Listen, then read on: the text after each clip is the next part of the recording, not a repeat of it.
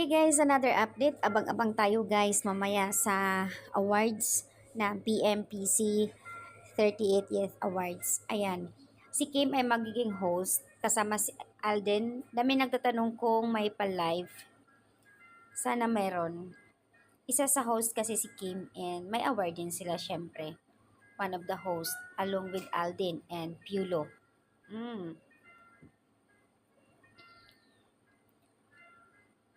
Sa post ng isang admin, nakita ko lang doon sa post ha. Ito ready na, 30th Awards. Naka-ready na sila. Doon sa post ng isang admin, plus number 2 spot, nakakaloka ang mga award ng Kimpaw. Kimpaw PMPC Power Tandem of the Year. So ito confirm to.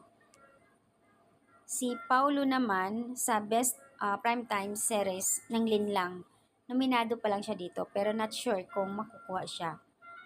Best Drama Actor, ayan, Paolo Avellino. Si Kim Chiu naman, Best Drama Actress and Best Female TV Host.